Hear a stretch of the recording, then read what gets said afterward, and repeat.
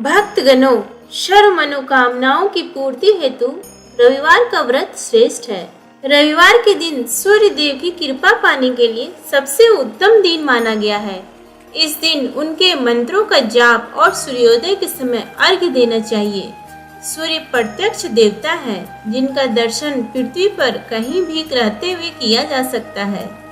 सूर्य देव अपने भक्तों के सभी कष्टों को दूर करने वाले हैं। पौराणिक कथा के अनुसार प्राचीन काल में एक नगर में एक वृद्धा रहती थी। उनका नियम था कि वह हर रविवार घर आंगन गोबर से लीपकर भोजन तैयार करती और सूर्यदेव को भोग लगाकर ही भोजन करती थी। ऐसा व्रत करने से उसका घर अनेक प्रकार के धन धान्य से पूर्ण था। श्री हरि की कृपा से घर में किसी प्रकार का विघ्न या दुख नहीं था। सब प्रकार से घर में आनंद रहता था। इस तरह कुछ दिन बीत जाने पर उसकी एक पड़ोसन जिसकी गौ का गोबर वह वृद्धा लाया करती थी, विचार करने लगी कि यह वृद्धा सर्वदा मेरी गौ का गोबर ले जाती है, इसलिए अपनी गौ को घर के भीतर बांधने लग गई। वृद्धा को गोबर ना मिलने से रविवार के दिन अपने घर को ना लीप सकी, इसलिए उसने ना तो भोजन बनाया ना भगवान को भोग लगाया तथा स्वयं भी उसने भोजन नहीं किया। इस प्रकार उसने निराहार व्रत किया। रात्रि हो गई और वह भूखी सो गई। रात्रि में भगवान ने उसे स्वप्न दिया और भोजन न बनाने तथा लगाने का कारण पूछा। वृद्धा ने गोबर न मिलने का कारण सुनाया। तब भगवान ने कहा कि माता, हम तुमको ऐसी गौ देते हैं जिससे सभी इच्छाएं पूर्ण होती हैं, क्योंकि तुम हमेशा रविवार को गौ के गोबर से लीपकर भोजन बनाकर मेरा भोग लगाकर खुद भोजन करती हो। इससे मैं खुश होकर तुमको वरदान देता हूँ। निर्धन को धन और बांझ स्त्रियों को पुत्र देकर दुखों को दूर करता हूँ तथा अंत समय में मोक्ष देता हूँ। स्वप्न में ऐसा वरदान देकर भगवान तो अंतर्ध्यान हो गए और वृद्धा की आंख खुली तो वह देखती है कि आंगन में एक अति सुंदर गौ और बछड़ा बंधे हुए हैं। वह गाय और बछड़े को देखकर अति प्रसन्न हुई और उसको घर के बाहर बांध दिया और वहीं खाने को चारा डाल दिया। जब उसकी पड़ोसन वृद्धा ने घर के बाहर एक अति सुंदर गौ और बछड़े को देखा तो द्वेष के कारण उसका हृदय जल उठा और उसने देखा कि गाय ने सोने का गोबर किया है, तो वह उस गाय का गोबर ले गई और अपनी गाय का गोबर उसकी जगह रख गई। वह नित्य प्रति ऐसा ही करती रही और सीधी सीधी वृद्धा को इसकी खबर नहीं होने दी। तब सर्वव्यापी ईश्वर ने सोचा कि चालाक पड़ोसन के कर्म से वृद्धा ठगी जा रही है, तो ईश्वर ने संध्या के समय अपनी माया से बड़े जोर की आंधी चला दी। वृद्धा ने आंधी के भय से अपनी गौ को भीतर बांध लिया। प्रातःकाल जब वृद्धा ने देखा कि गौ ने सोने का गोबर दिया तो उसके आश्चर्य की सीमा न रही और वह प्रतिदिन गौ को घर के भीतर ही बांधने लगी।